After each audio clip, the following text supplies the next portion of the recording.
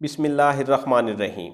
मैं एक पाकिस्तानी मुजाहिद जो ख़ुद को जहाद कश्मीर में शामिल कर चुका हूँ। वीडियो शुरू करने से पहले आप सबसे गुजारिश है कि सब्सक्रिप्शन के बटन को दबाएं और बेल आइकन पर क्लिक करें ताकि हमारी हर नई आने वाली वीडियोस आप तक सबसे पहले पहुँचती रहें। और हमारी वीडियोस पसंद आने की सूरत में लाइक शेयर करें और कमेंट सेक्शन में पाकिस्तान, पाक आर्मी और ISI जिंदाबाद का नारा लगाना न भूलें।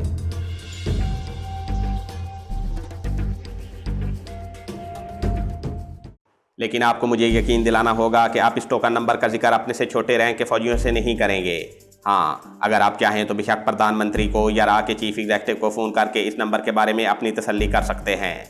डोगर मेजर को इतना मालूम था कि मरकज़ी हुकूमत के इंतहाई हसास इदारों और रा इंटेलिजेंस एजेंसी के आला ओहदेदारों को प्रधानमंत्री की तरफ से एक खुफिया नंबर टोकन दिया जाता है जो अपने देश में इंतहाई मुश्किल हालात में उनके काम आता है, और हर माह टोकन का सीक्रेट नंबर तब्दील कर दिया जाता है। उसने मुझसे टोकन लेकर उसे पढ़ा और उसी वक्त एक मेज़ पर रखे हुए फ़ोन पर अपने जनरल ऑफिसर कमांडिंग से रब्ता किया। सर, हमने प्रोजेक्ट साइट पर से एक मुश्तबा शख्स को हिरासत में लिया था। उसने हमें प्रधानमंत्री जी का सीक्रेट टोकन दिखाया है। क्या आप आ रहे हैं सर? दूसरी तरफ से जनरल ऑफिसर कमांडिंग ने कुछ पूछा, जिस पर उस डोगरा मेजर ने सीक्रेट टोकन पर निगाह डालते हुए कहा, सर इसका सीरियल नंबर F07 है। इसके बाद डोगरा मेजर ने फ़ौरन कहा, यस सर, नहीं सर, हमने उसे ज़्यादा टॉर्चर नहीं किया। Okay sir. डोगरा मेजर ने रिसीवर रख दिया और इंतहाई मादरत ख़वाना अंदाज में मुझे टोकन वापस करते हुए कहा, सर हमें अफसोस है, लेकिन सर हम अपनी ड्यूटी के पाबंद हैं। अगर आप पहले टोकन दिखा देते तो हम आपको हाथ भी ना लगाते। मैंने टोकन लेकर जेब में रख लिया और कहा, कोई बात नहीं, मैं सेंट्रल गवर्नमेंट को अपनी रिपोर्ट में तुम्हारे बारे में लिखूंगा कि तुम एक फ़र्ज़शनास फ़ौजी ऑफिसर हो। क्या नाम है तुम्हारा रैंक तो मुझे तुम्हारे दोस्तारों और एक फूल से मालूम हो गया है। डोगरा फ़ौजी अफसर बड़ा खुश हुआ। उसने मुझे अपना नाम बताया जिसको याद रखने की मुझे ज़रूरत नहीं थी।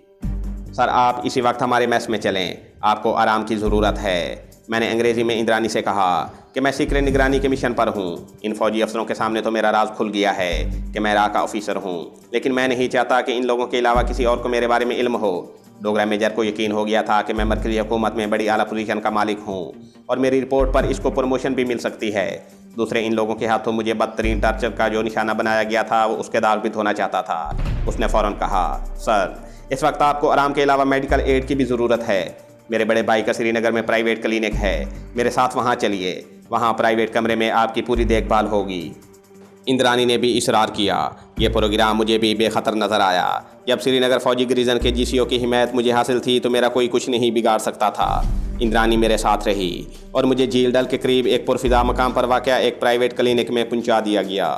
डॉक्टर ने सबसे पहले मेरी टांग की मरहम पट्टी तब्दील की, मेरे गंदे कपड़े बदले और क्लिनिक के प्राइवेट कमरे के बेड पर कंबल लेकर लेट गया। हीटर लगा हुआ था। डॉक्टर ने मेरा बड़ी अच्छी तरह चेकअप किया। यह डॉक्टर डोगरा मेजर का भाई था। उसे यही बताया गया कि मैं सिविल इंजीनियर हूँ और एक जगह नए बंकरों की खुदाई करवाते वक्त बुलंदी से गिर गया था और मेरी दाईं टांग बुरी तरह टूट गई थी, जिसको पहले अस्पताल के डॉक्टरों ने काट दिया। इस पर उस डॉक्टर ने कहा कि भगवान की कृपा से आपकी टांग का ज़ख्म बहुत जल्द ठीक हो जाएगा और ज़ख्म ठीक होते ही फौरी आपको मसनूई टांग लगा दी जाएगी। मैं सोच भी नहीं सकता था कि हालात अचानक इस कदर पलटा खा जाएंगे। जब उन लोगों ने मुझे पकड़कर फ़ौजी वैगन में डाला था तो मैं एक लम्हे के लिए अपनी ज़िंदगी से मायूस हो गया था, क्योंकि मैं भारतीय हुकूमत और इंडियन आर्मी के एक अहम तरीन फ़ौजी प्रोजेक्ट की मुकम्मल तबाही के बाद उसी इलाके में पकड़ा गया था। मेरा ज़िंदा बचना नामुमकिन नज़र आ रहा था, लेकिन कुदरत ने मुझे मौत के मुंह से निकाल लिया था और मुझे सिर्फ अपनी एक टांग से ही महरूम होना पड़ा था। मुझे पीने को सूप दिया गया। इंद्रानी मेरे बेड के करीब ही बैठी थी। मैंने सीक्रेट नंबर टोकन इंद्रानी को वापस कर दिया था जो उसने अपने पर्स में रख लिया था, क्योंकि अब मुझे उसकी ज़रूरत नहीं रही थी। इसके बावजूद उस प्राइवेट क्लिनिक में मैं ज़्यादा देर पड़े रहने का ख़तरा मोल नहीं लेना चाहता था, लेकिन डॉक्टर ने मुझे 2 माह के बाद मसनूई टांग लगाने का बोला था, जिस पर मैंने इंद्रानी से कहा कि अब तुम्हारे प्रेम का इम्तिहान है। मैं यहाँ पर इतना अरसा नहीं रह सकता। मुझे मुकम्मल रिकवर होने तक अब तुमको ही मुझे किसी खुफिया तौर पर किसी जगह रखना होगा। मेरी इस बात पर इंद्रानी खुश होकर बोली, सर आप बिल्कुल फ़िक्र न करें, मेरी एक सहेली बहुत अच्छी डॉक्टर है और उसने अपने क्लिनिक के साथ ही एक फ़्लैट भी ले रखा है। वहाँ पर आपका बहुत अच्छा इलाज होगा और आप हर तरह से महफूज भी होंगे। तो मैंने कहा, फिर हमें आज ही यहाँ से शिफ्ट हो जाना चाहिए। जिस पर इंद्रानी ने कहा, सर मैं अभी अपनी दोस्त डॉक्टर से बात करती हूँ। और इंद्रानी टेलीफोन पर अपनी डॉक्टर सहेली से बात करने लगी और फिर मेरे पास आकर बैठ गई और बोली, सर मेरी अपनी सहेली से बात हो गई है, हम आज ही उसके फ्लैट पर शिफ्ट हो जाएंगे। और तकरीबन 1 घंटा बाद इंद्रानी मुझे सहारा देकर अपनी गाड़ी तक लाई और मुझे बड़े आराम से गाड़ी में बिठाया और गाड़ी चल पड़ी। तकरीबन 1 घंटा गाड़ी सड़क पर दौड़ती रही और शहर में दाखिल हो गई और एक क्लिनिक के सामने जाकर इंद्रानी ने गाड़ी रोक दी। इंद्रानी कहने लगी, सर आप मेरा इधर ही इंतज़ार करें, मैं अपनी सहेली से मिलकर आती हूँ। और इंद्रानी क्लिनिक के अंदर दाखिल हो गई और थोड़ी देर बाद 2 आदमियों के साथ जो कि कंपाउंडर लगते थे उसके साथ आए और मुझे फ्लैट की तरफ लेकर चल पड़े। बिल्डिंग के फर्स्ट फ्लोर पर ही फ्लैट वाक़या था। हम फ्लैट में दाखिल हो गए। फ्लैट इंतहाई जदीद तर्ज का था जो 2 कमरों, बमा अटैच बार, टीवी लाउंज और एक किचन पर मुश्तमिल था, जिसमें 2 डबल बेड और सोफ़े वगैरह लगे हुए थे और टीवी और डिश एंटीना का भी इंतज़ाम था और किचन में हर किस्म का कुकिंग सामान मौजूद था। दोनों कंपाउंडर लड़के मुझे बेड पर बड़े आराम से लिटाकर वापस चले गए और इंद्रानी मेरे पास आकर बैठ गई और कहने लगी, सर मेरी सहेली जिसका नाम डॉक्टर संजना है वो अभी थोड़ी देर तक अपने मरीज़ों से फ्री होकर आएगी और तसल्ली से आपका इलाज शुरू कर देगी। मैंने इंद्रानी का शुक्रिया अदा किया और उससे शिवाजी प्रोजेक्ट के बारे में पूछने लगा तो वो कहने लगी, सर वहाँ तो कुछ भी नहीं बचा था। मेरी खुशकिस्मती थी कि मैं उस रात वहाँ पर मौजूद नहीं थी। मैंने पूछा, हमारे जवानों का ज़्यादा जानी नुकसान तो नहीं हुआ? उसने कहा, सर सिर्फ वही चंद एक जवान बचे हैं जो उस रात पेट्रोल ड्यूटी पर थे और पहाड़ी की दूसरी तरफ गश्त पर थे। मैंने पूछा, और इजरायली कमांडो पार्टी का क्या हुआ? तो इंद्रानी कहने लगी, सर हम इस बात को खुफिया रख रहे हैं। इजरायली कमांडोज में से एक भी ज़िंदा नहीं बचा। उनकी कमांडो पार्टी साइट के अंदर थी। सर धमाका इस कदर भयानक था कि 20 मील दूर हमारे फौजी अस्पताल की खिड़कियों के शीशे भी टूट गए थे। मैंने दिल में खुदा का शुक्र अदा किया कि हमारा मिशन इंतहाई कामयाब रहा था। मैंने ऊपर ही ऊपर प्रोजेक्ट की हमगीर तबाही का अफसोस किया और कहा, उन कश्मीरी मुजाहिदों के हाथों हमें नाकाबिले तलाफ़ी नुकसान उठाना पड़ा है और बदनामी अलग हुई है। तो इंद्रानी कहने लगी, सर हमने प्रेस में ये खबर नहीं जाने दी, सिर्फ इतनी खबर रिलीज़ की है कि कश्मीर की एक वादी के एक फ़ौजी कैंप में बिजली के शॉर्ट सर्किट की वजह से पेट्रोल के ज़ख़ीरे में आग लग गई थी। लेकिन सर गैर मुल्की एजेंट तो हर जगह मौजूद होते हैं। बाहर के मुल्कों में यह खबर ज़रूर पहुँच जाएगी कि तखरीबकारों ने हमारे एक हसास तरीन प्रोजेक्ट को तबाह कर दिया है। मैंने जवाब दिया, कोई बात नहीं, हम बहुत जल्द इसका बदला चुका देंगे। हम दोनों बातें कर रहे थे कि इंद्रानी की दोस्त डॉक्टर संजना फ्लैट में दाखिल हुई और मुझे प्रणाम किया। मैंने भी उसे दोनों हाथ जोड़कर प्रणाम किया। इंद्रानी ने मुझे बता दिया था कि उसने अपनी सहेली को मेरे बारे में ये बताया है कि मैं उसका मंगेतर खन्ना हूँ और एक एक्सीडेंट में मेरी टांग ज़ाया हो गई थी और वो मेरा इलाज उससे करवाना चाहती है ताकि मेरा इलाज अच्छे से अच्छा हो और मैं जल्दी रिकवर हो सकूँ। मैं वहाँ पर तकरीबन 1.5 महीना रहा और इतने अरसे के बाद अच्छी ग़िज़ा और तिब्बी देखभाल के बहस मेरे जिस्म की खोई हुई तवानाई वापस आ चुकी थी। एक दिन डॉक्टर संजना अपने हाथ में एक मसनूई टांग लेकर कमरे में दाखिल हुई और आते ही मुझे कहने लगी, खन्ना जी आपकी टांग का ज़ख़म अब बिल्कुल ठीक हो गया है और आज आपको ये मसनूई टांग लग जाएगी और आप फिर खुद से चलने फिरने के काबिल हो जाएंगे। ये सुनकर मेरे चेहरे पर खुशी की लहर दौड़ गई और मुझे मसनूई टांग लगा दी गई। शुरू में मुझे थोड़ी चलने में दुश्वारी और मुश्किल पैदा हुई, लेकिन कुछ दिनों बाद मुझे उसकी प्रैक्टिस हो गई। मुझे उस दिन अल्लाह ताला की नेमतों का अंदाज़ा हुआ कि इंसान अपने सेहतमंद जिस्म का भी अल्लाह ताला का शुक्र अदा नहीं कर सकता और मैं ये सोच रहा था कि मैं अब दुनिया भर की दौलत खर्च करके भी अपनी कुदरती टांग वापस नहीं ला सकता। मैं अब वहाँ सिर्फ उचक्कर हो जाना चाहता था। मेरा अब वहाँ कोई काम नहीं था। मैं अपने साथियों के खुफिया ठिकाने पर जाकर मालूम करना चाहता था कि कमांडो सुल्तान और हसन भट्ट वापस आ गए हैं या नहीं। मुझे उनके बारे में तशवीश थी। इंद्रानी दूसरे रोज़ आने का कहकर चली गई। वो रात मैंने फ्लैट पर ही गुजारी।